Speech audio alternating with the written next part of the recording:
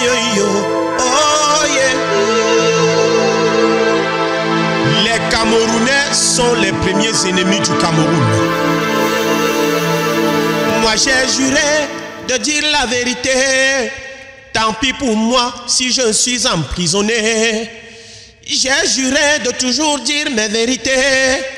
Tant pis pour moi si je suis empoisonné. On dit tous les jours lutte contre la pauvreté. Pourtant tous les secteurs dans notre pays sont déjà minés au bord de la rue. Quand tu veux te débrouiller, les bérets viennent te chasser. Mesdames et messieurs, bonsoir. Bienvenue dans le bœuf politique qui reçoit aujourd'hui quelqu'un. Je vais vous brosser un peu son parcours, du moins celui que j'ai connu quand j'étais gamin. À la fin des années 80, il était à l'université de Yaoundé, qu'on appelle aujourd'hui Yaoundé 1. Il fait partie de cette vague d'étudiants contestataires qui ont poussé pour l'avènement du multipartisme au Cameroun. Et il a ensuite continué à pousser avec ses camarades. Ils ont même créé quelque chose qu'ils appelaient à l'époque le Parlement. Depuis 25 ans, ils sont éparpillés dans le monde entier. Il va nous expliquer comment cela est arrivé et pourquoi. Chers téléspectateurs, recevez mes civilités et ensemble accueillons sur ce plateau Monsieur Sefo Tonkam.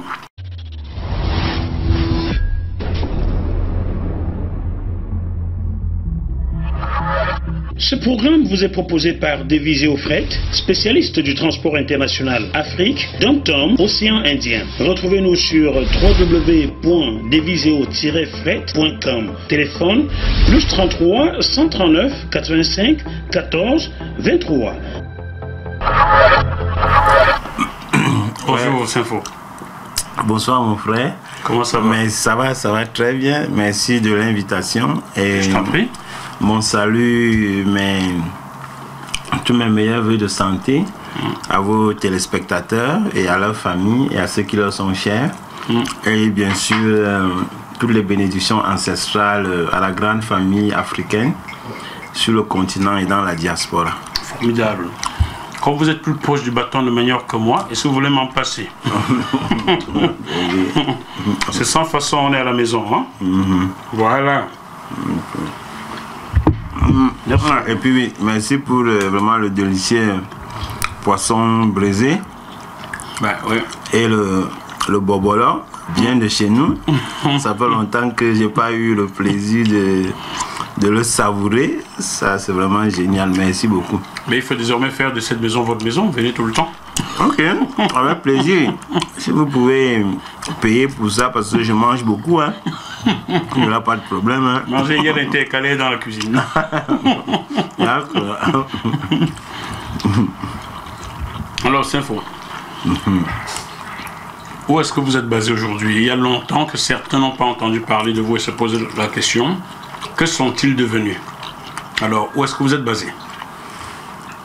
Bon, vous savez, après que nous ayons été forcés en exil,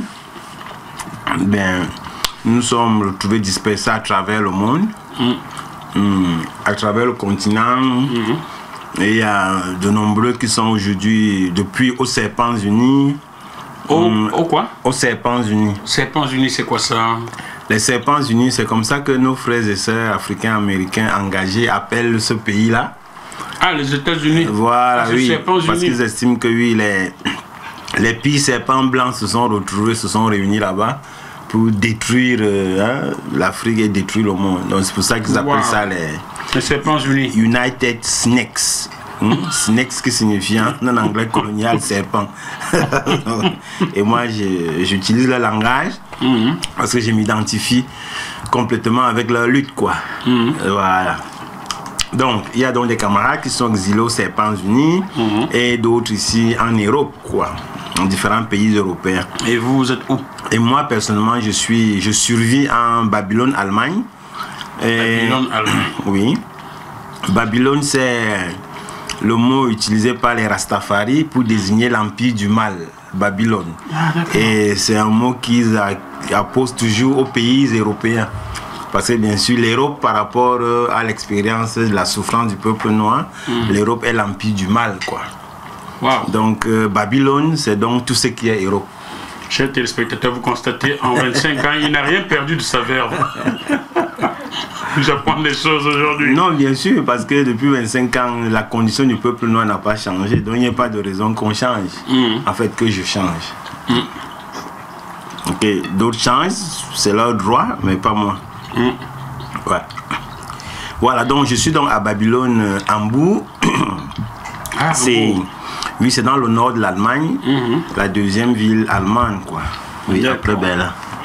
Je vois. On va entrer dans le vif. On est déjà dans le sujet, hein, le vif. On y est depuis longtemps, puisqu'on a déjà parlé de Babylone, du Serpents Unis. Dites-moi, au vu de la marginalisation actuelle des étudiants au Cameroun, ne peut-on pas penser que les efforts de débauche d'énergie fournis par vous, ceux de votre génération, avaient été juste un coup d'épée dans l'eau? Ouais, je dois dire que c'est vraiment triste de voir la condition misérable dans laquelle les étudiants et étudiantes et la jeunesse en général dans notre pays, dans les conditions terribles dans lesquelles elle est maintenue. Elle souffre, mais au contraire, justement, c'est cela qui déjà à l'époque avait justifié notre révolte, notre engagement. Et que cela n'ait pas abouti au résultat escompté, c'est dommage, c'est triste. Mais on ne peut pas dire que ça a été un coup d'épée dans l'eau. D'abord parce que historiquement, nous étions dans l'obligation historique de prendre position et de nous défendre, de défendre les droits de notre jeunesse, de la jeunesse, du peuple africain. Donc, de réclamer les droits de liberté qui lui étaient, qu'il méritait, hein, auquel il a droit, comme un peuple libre. Maintenant, que malheureusement la lutte n'est pas aboutie, bon, ça c'est une péripétie de l'histoire et on regrette, mais justement cela doit nous inciter à nous mobiliser encore davantage aujourd'hui pour continuer la lutte. Bon, il y a d'autres générations qui sont venues, la lutte a pris souvent d'autres formes, c'est normal, les autres générations ont parfois eu d'autres priorités.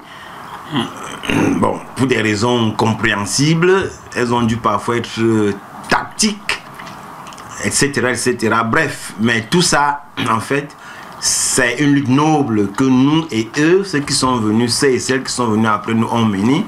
Et donc, nous sommes absolument fiers de ce que nos cadets ont fait après nous, nos cadets et cadettes. Nous sommes aussi fiers de ce que nous-mêmes nous avons fait.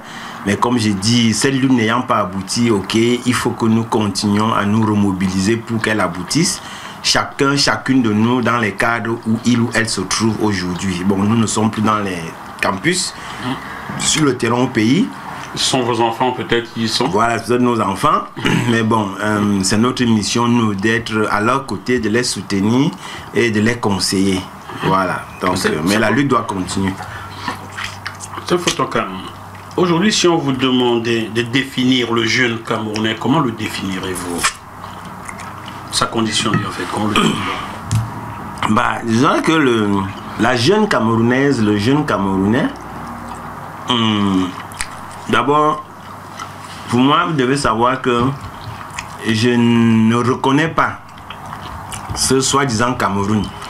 Parce que ça, c'est un nom et une identité coloniale imposée par nous, sur nous, par les barbares qui nous ont esclavagisés, colonisés, exploités, violés, et qui jusqu'à aujourd'hui continuent de piller nos pays et de détruire notre peuple. C'est pour cela que parlant de cette partie de l'Afrique, je parle de Kemet.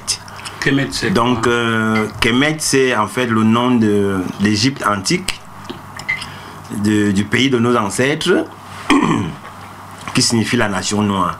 C'est pour cela que moi et certains camarades conscients, depuis, nous n'appelons plus cette partie de l'Afrique soi-disant Cameroun, mais nous l'appelons Kemet, pour nous en quelque sorte réconcilier avec l'héritage et la vision de nos ancêtres qui avaient été massacrés justement par ces gens-là qui ont imposé ce faux nom-là à cet endroit-là.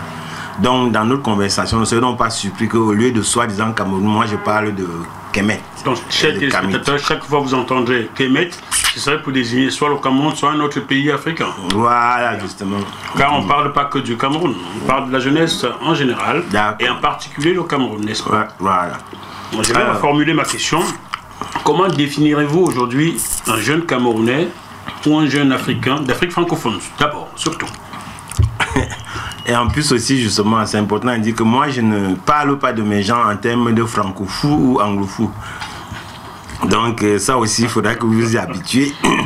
Parce que pour moi, ça, c'est des identités coloniales, elles n'ont pas lieu d'être.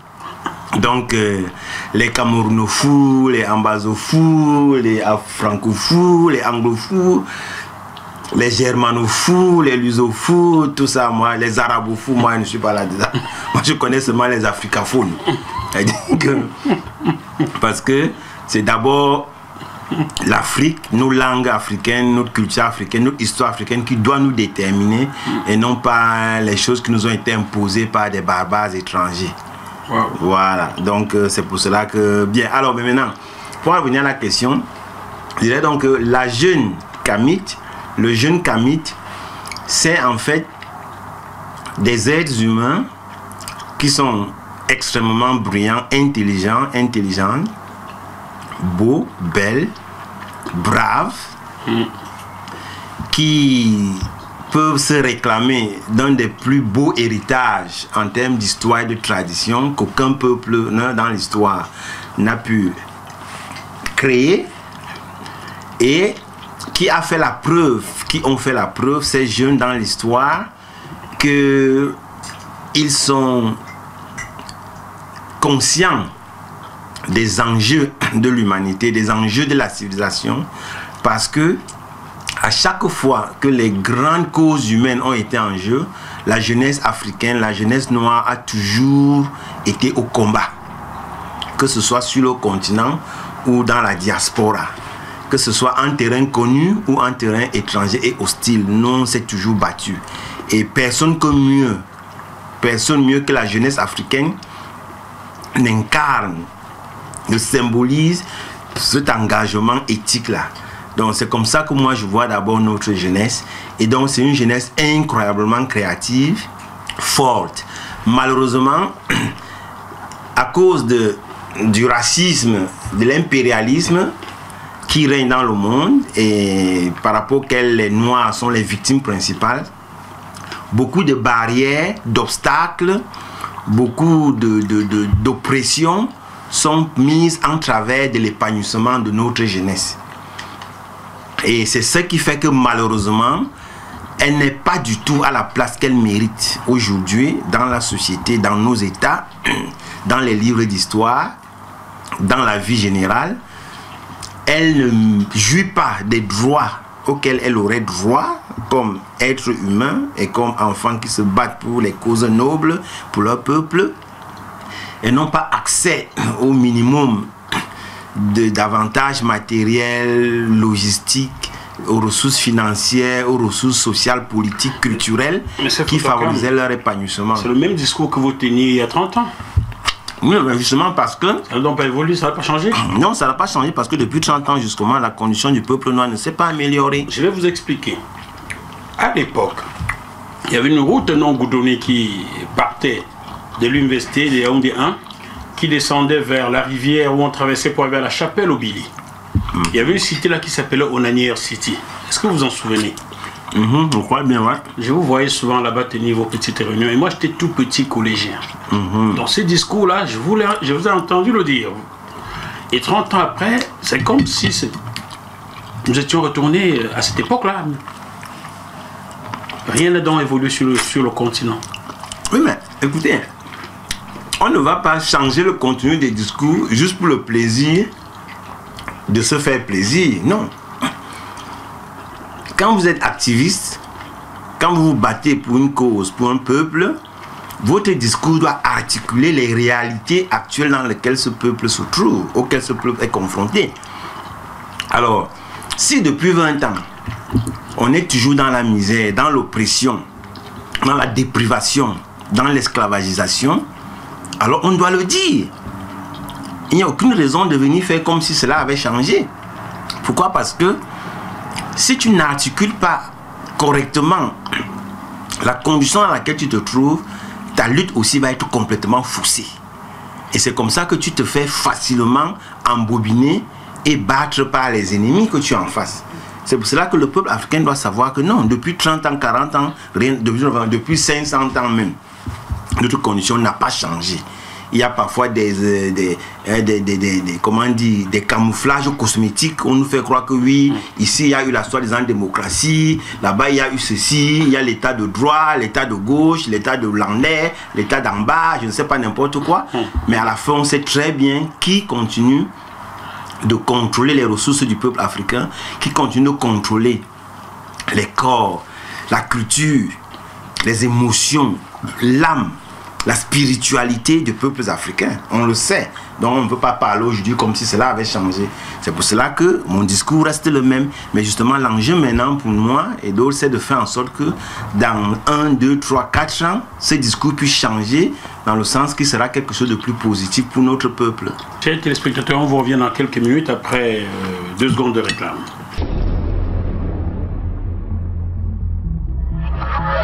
Ce programme vous est proposé par Deviseo Fret, spécialiste du transport international Afrique, Dom-Tom, Océan Indien. Retrouvez-nous sur www.deviseo-fret.com. Téléphone +33 139 85 14 23. Vous êtes toujours dans le bœuf politique de Jackie Moifo et nous recevons aujourd'hui Saint Photocam, activiste. Qu'est-ce que je pourrais ajouter là? Ouais. Activiste. Activiste, c'est bien cela. Hein? Pas encore en politique, mais activiste toujours. Pas du tout politique. L'un de ceux qui, avec ses camarades du Parlement, le fameux Parlement à l'Université Yaoundé 1, avait poussé pour l'avènement du multipartisme au Cameroun et d'autres revendications toujours du même type. Alors dites-moi, c'est Photocam, que répondiez-vous à ceux qui affirment qu'à l'époque, vous étiez instrumentalisés, vous les leaders universitaires étiez instrumentalisés par l'opposition pour certains et par le pouvoir en place pour d'autres? Est-ce vrai que l'opposition venait vous voir pour vous pousser à mener de telles revendications? Ben non, c'est pas vrai. Disons que ce qui s'est passé, c'est que le mouvement étudiant menait sa lutte et ses revendications. Bon. Indépendamment de toutes sortes d'influences ou de manipulations, quoi que ce soit, ouais. Mais il se passait que la dynamique enclenchée par les étudiants a rencontré un écho favorable de la part d'autres forces sociales, politiques, et qui elles-mêmes aussi, depuis des décennies, par exemple, quand on pense par exemple aux héritiers des mouvements d'indépendance, c'est-à-dire des héritiers des Oumniobé, Moumié, Ernest Wandje et tout ça, qui à travers l'UPC ont continué la lutte parce que beaucoup ne le savent pas. Ce n'est pas dans les années 90 que le mouvement a vraiment commencé, non. Depuis ces sœurs et frères-là en exil et dans la clandestinité, ils faisaient un travail remarquable pour changer la donne, pour libérer le pays. Donc ce travail, ils ont continué de le faire. Quand nous, on a commencé aussi nos activités, il s'est trouvé qu'eux, ils étaient déjà là sur le terrain. Et à côté d'eux aussi, il y a d'autres formations, d'autres personnalités, d'autres groupes qui eux aussi se sont mis à travailler pour justement l'avènement d'une société pluraliste, d'un pays pluraliste. Donc, tout ça fait donc que beaucoup d'intérêts ont convergé. Donc, chaque force démocratique, chaque force d'opposition comprenait que, ok, c'est dans son intérêt si les conditions de vie et de travail des étudiants s'amélioraient. Et venez donc vous rejoindre. Et les étudiants aussi comprenaient que c'est dans l'intérêt de leur cause si le pays changeait dans l'ensemble. Je vous expliquer par exemple ceci. Quand tu étais à l'université, tu te rendais compte que tu ne pouvais pas avoir la satisfaction de tes droits, avoir la résolution d'un moindre problème si il fallait aller sans avoir t'adresser au ministre, parfois jusqu'à la présidence de la République. C'est là où tu comprenais que comment il n'y a pas de chance que cette université soit là pour nous, étudiants, tant que le pays ne change pas. Parce que ce n'était pas normal que pour la moindre petite décision dans l'université, il faille en référer au dictateur. Donc à partir de ce moment, les étudiants aussi comprennent que non, ils ne peuvent pas faire leur lutte de façon isolée par rapport aux autres forces sociales et politiques. Mais c'est fou parce que vous, en 1989-90, vous tenez un tel discours. Avant vous, Maurice Kamto est passé ici il y a 1 mois et demi. Il avait les mêmes revendications. Maurice Kamto, il doit avoir 64 ans maintenant, et vous, beaucoup moins. Donc ça veut dire que depuis les années 70, rien n'a jamais évolué dans le bon sens dans cette université-là, alors. Non, justement. Et pourquoi? Parce que dans les sociétés, soi-disant modernes, dites modernes, l'université est une institution, un lieu stratégique dans la vie des nations. Parce que c'est là-bas que se concentre et que se retrouve, en quelque sorte, l'avenir du pays en la personne des jeunes qui y sont. Donc, quand l'université n'est pas contente, quand l'université explose, c'est toujours un danger pour tous les pouvoirs. Dans toutes les sociétés, qu'elles soient soi-disant démocratiques ou dictatoriales. Donc, vous connaissez ce qui s'est passé, par exemple, même en Europe, là. Oui. Dans ces fausses démocraties, là, par exemple. Donc, ça fait qu'aucun pouvoir n'est jamais tranquille quand les jeunes se mettent en mouvement. Vous voyez un peu. Et c'est donc tout à fait normal, à partir de ce moment-là, que ça devient un enjeu considérable. Mais les opposants, à l'époque, ils n'avaient aucun pouvoir de nous influencer. Simplement, comme j'ai dit, que quand nous nous sommes battus, nos intérêts allaient dans le sens d'une évolution politique générale de la société. Donc, eux aussi, ils avaient besoin, parce qu'ils voulaient aussi pouvoir avoir des espaces de liberté pour faire leurs activités. C'est comme ça qu'on s'est retrouvés comme, en quelque sorte, alliés objectifs. Et qu'on était dans des coalitions avec d'autres associations et groupes.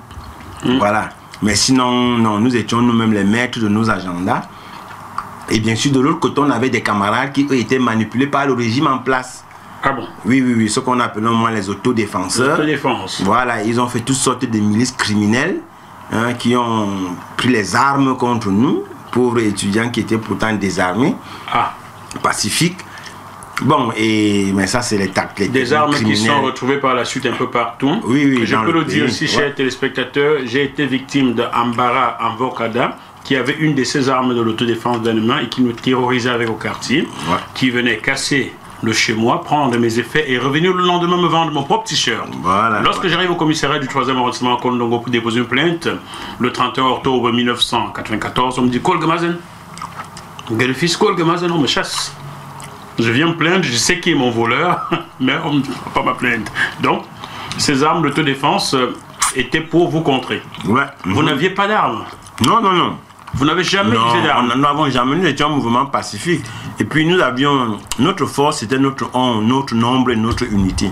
Parce que nous avions, vous avez, à l'époque, si vous avez eu les images, les meetings, nous on mobilisait près de 99,99% d'étudiants sur le campus. J'étais gamin, je m'étais loin pour voir ça. Donc on n'avait pas besoin à ce moment d'utiliser l'arme contre quiconque.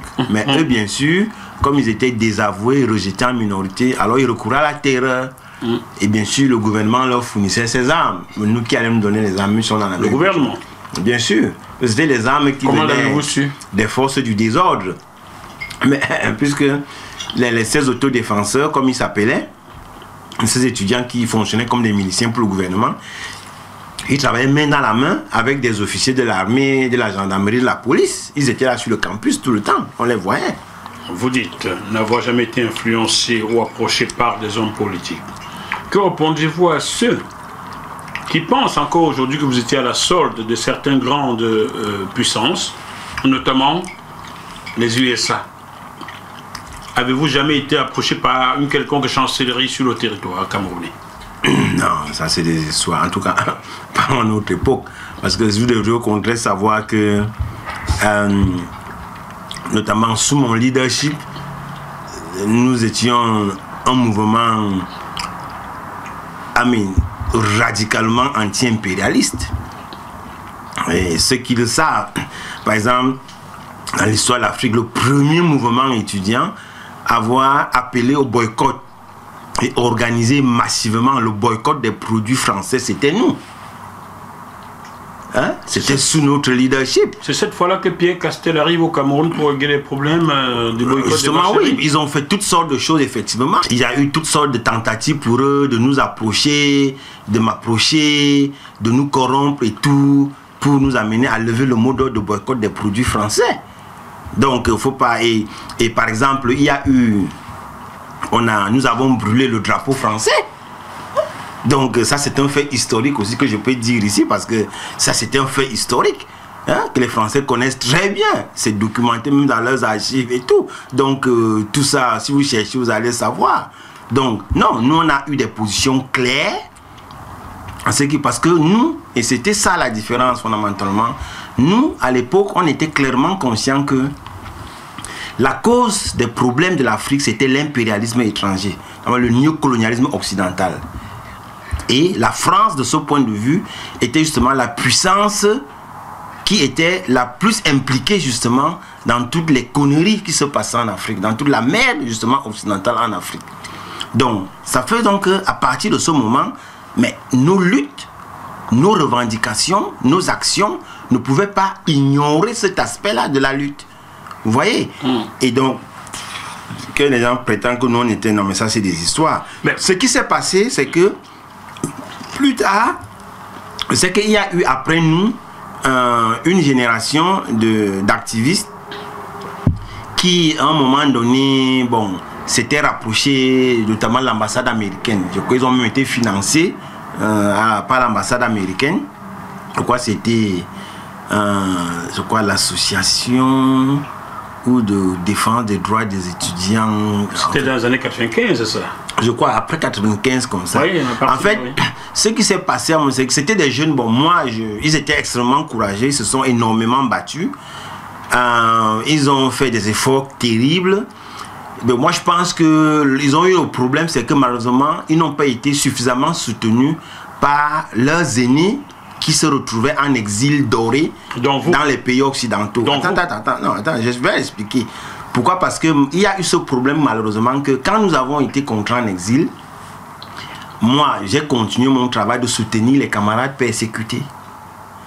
Malheureusement, il s'est trouvé que ceux-là, eux, n'ont pas rendu l'appareil aux camarades qui étaient restés sur le continent et qui continuent les luttes sur le terrain. C'est pour cela que les autres générations de leaders étudiants, d'activistes étudiants là-bas, se sont retrouvés abandonnés à eux-mêmes et à elles-mêmes. Tu comprends un peu? Parce que moi, je suis convaincu que si ceux qui avaient été en exil et que moi j'avais soutenu, parce que j'ai fait tout, et en fait, vous pouvez vous demander, si vous en avez, vous pouvez leur demander, ils peuvent raconter ce qu'ils veulent, mais c'est un fait historique. S'ils avaient fait exactement comme ce que moi j'avais fait pour eux, ils auraient, les camarades restés sur le continent auraient continué de bénéficier des moyens de lutte pour ne pas avoir à aller se mettre dans ce genre de rapport de coopération entre guillemets avec les Américains ou n'importe quelle autre puissance impérialiste. Je ne dis pas que j'excuse ce qu'ils ont fait, mais je dis je comprends. Mais justement, je trouve que ça n'a pas été bon et il faut justement éviter ce genre de choses-là à l'avenir. C'est naïf de croire que ces gens-là nous veulent du bien. Et puis c'est naïf de penser qu'on a vraiment besoin d'eux pour combattre les régimes comme ceux des Biya. Non. À votre époque, nous devons compter sur nos propres forces. À cette époque-là, ces chancelleries, vous avez quand même octroyé des visas étudiants pour que vous puissiez partir du Cameroun, à certains d'entre vous.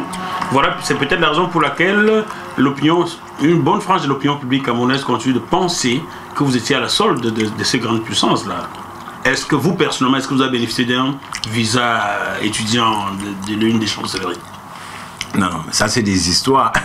Ce que vous devez savoir, c'est que la plupart de ceux qui se sont retrouvés dans les pays occidentaux, ça ne s'est pas passé dans une dynamique soi-disant il y avait quelque chose à aller négocier avec les pays occidentaux.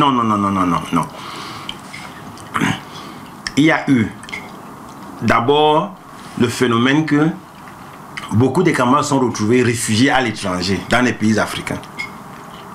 Et c'est dans le cadre de leur installation dans ces pays à l'étranger qu'ils se sont retrouvés maintenant dans les programmes que l'ONU organise en collaboration avec divers pays à travers le monde pour réinstaller les différents réfugiés de certains pays. Vous parlez bien de l'ONU, cette organisation qui est commandée par les États-Unis. Justement, je viens à ça. Et c'est donc dans ce cadre-là qu'à l'époque, ces camarades réfugiés-là se sont retrouvés dans des programmes de réinstallation à travers le monde.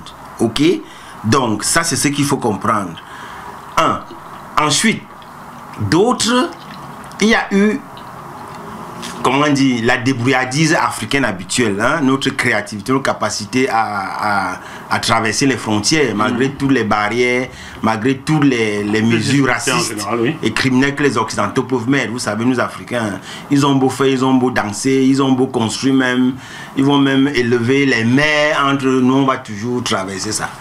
Donc ça, ce n'est pas le problème.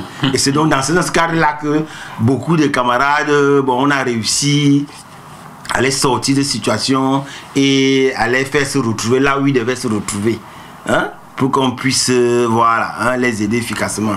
Donc ça, ce n'est vraiment pas du tout le problème. Et il faut faire très attention à ne pas venir mettre le blâme ici sur de pauvres enfants qui, eux, n'ont que utilisé les possibilités existantes pour se mettre à l'abri d'un danger, voilà, et puis qui ont continué leur lutte. Je comprends. Donc c'est pas la même chose que les visas, que les billards et ces suppos, ou bien les gens ils ont ça, c'est autre chose. C'est photocopie. Ouais. Y a-t-il eu parmi vous qui ont bénéficié des visas de complaisance des chancelleries étrangères, des grandes puissances installées à Yaoundé? Non, il n'y a pas de. Aucun. Attendez. Il n'y a pas eu de ça.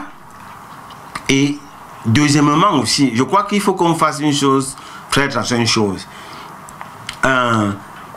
Les visas que, bon, ça ne concerne pas que nous, ça concerne tous les Africains de cette planète, hein, obtiennent des Occidentaux.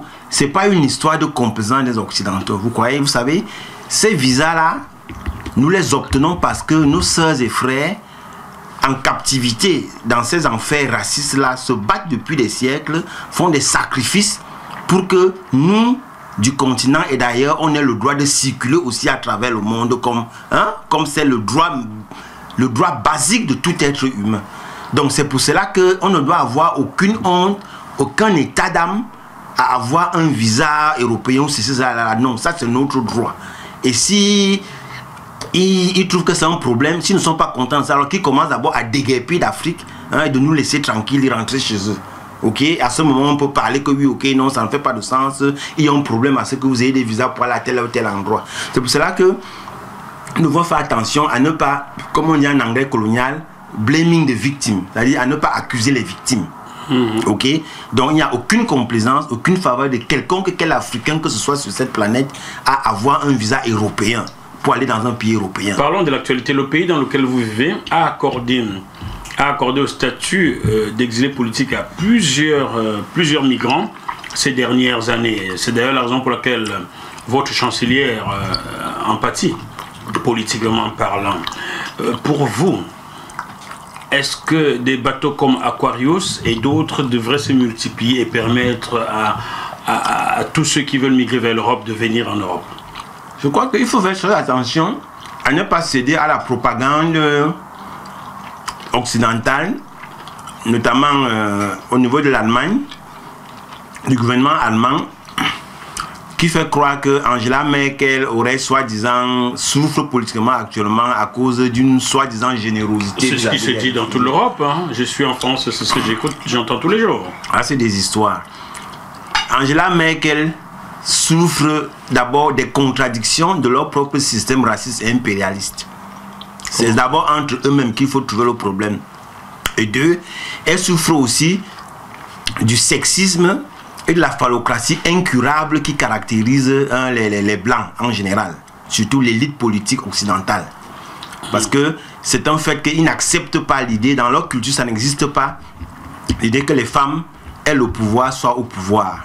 Et elle a depuis les origines, depuis le début, qu'on le veuille ou non, qu'il le dit souvent non, elle a toujours été violemment combattue parce qu'elle est femme. Mais bon, encore une fois, si, bien sûr, encore une fois, mais ça c'est leur problème entre eux. Parce que les Européens, c'est une civilisation de gens qui ne connaissent pas l'idée que l'homme et la femme peuvent travailler ensemble, peuvent être égaux et complémentaires. Aucun peuple dans l'histoire n'a violé, n'a massacré, esclavagisé ses femmes plus que les Occidentaux, les Blancs occidentaux, les Blancs européens. Ce n'est pas, il n'y en a pas. Donc, c'est des gens, il ne faut pas vous soucier de ça. Même si il n'y avait pas eu un seul réfugié ils n'auraient pas forcément toujours aimé Merkel. Mais encore une fois, ça c'est leur problème. Maintenant, la deuxième chose aussi qu'il faut savoir, c'est que ce discours qui fait passer Merkel pour la bonne politicienne blanche et tout, gentille, qui brusquement veut ouvrir les portes de l'Europe aux pauvres réfugiés du monde, mais ça c'est de la propagande. Parce que d'abord, ces réfugiés-là viennent d'où? C'est eux qui sont allés bombarder la Syrie. Des pays en guerre. Bon, mais alors, non, ne dites pas des pays en guerre. Des pays que eux ils ont bombardés, des pays que eux ils détruisent. Donc, si les citoyens de ces pays-là viennent maintenant dans les pays des gens qui bombardent leur pays, mais ce n'est que parfaitement légitime. Pourquoi est-ce que je dois avoir pitié des Allemands à cause de ça? Mais c'est eux qui sont à l'origine de nos problèmes, c'est à eux de le régler. Ça, c'est la première chose. La deuxième chose, ce que vous devez savoir, c'est que avant qu'il n'y ait les soi-disant problèmes, parce que ça, ce n'est même pas des problèmes, les soi-disant problèmes avec les réfugiés, que ce soit d'Afghanistan ou bien d'Irak. Vous savez que dans les années 80-90, là, les réfugiés que l'on voyait le plus dans l'espace européen, c'était des gens qui venaient d'Afrique.